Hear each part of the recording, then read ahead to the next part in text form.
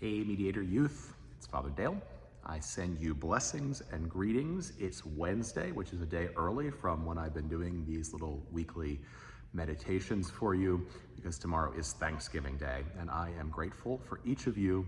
I'm grateful for our parish and for all that it is and does, and I hope to see you, of course, on Sunday. I hope you will also engage in a practice of gratitude tomorrow.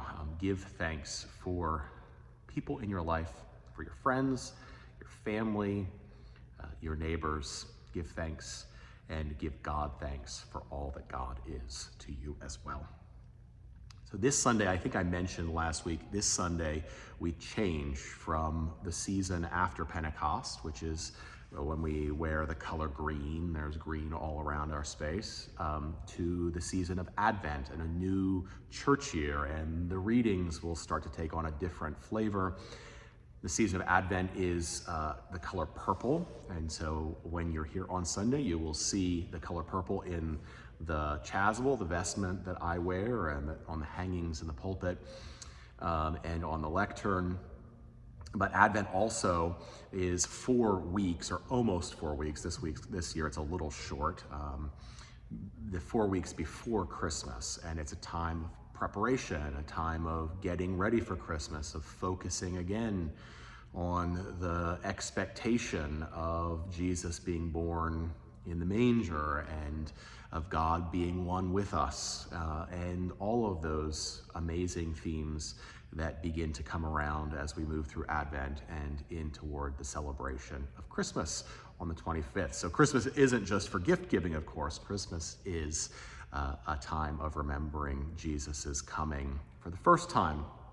And that's what I want to talk to you about today, is that Advent has more or less three focuses. One is on looking back, historically looking back into the past at Jesus' coming and being born in a manger to his mom Mary, and that act of God becoming enfleshed, putting on humanness, and becoming one with us in our humanity. And that's what we call Emmanuel. You'll hear that word, and one of you is named Emmanuel. So there you go, God with us.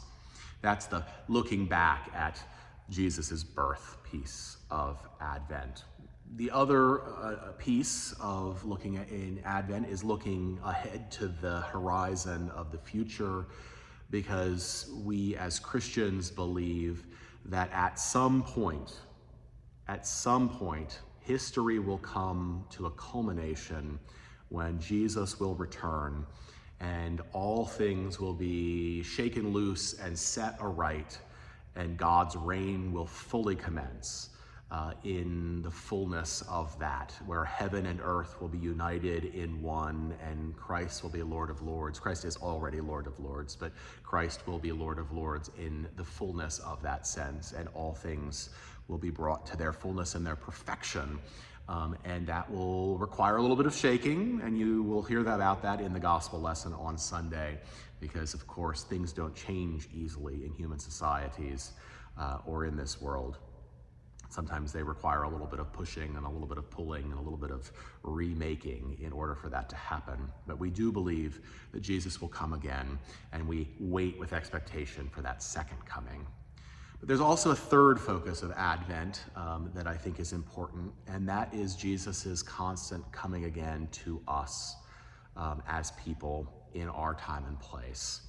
That looks like regularly receiving Holy Communion, the Eucharist, because we believe that Jesus is truly present with us in the bread and wine of Holy Communion in a unique and powerful way.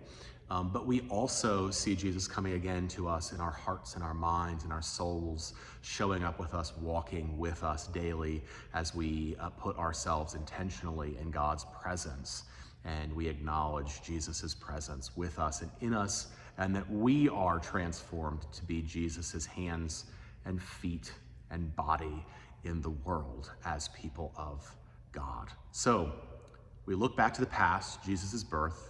We look to the horizon of the future, Jesus' second coming to reign. And we look again and again for Jesus' presence in our own lives, in our own hearts, in our own bodies, and in the presence of those around us, in the faces of those we see, in the remembrance of the poor and the marginalized. We see Jesus siding with them as well. My friends, I hope to see you on Sunday. Remember that God loves you so much, that you are beloved of your parish, and that you are special, and that God desires your fullness and your best self all the time. I will see you on Sunday.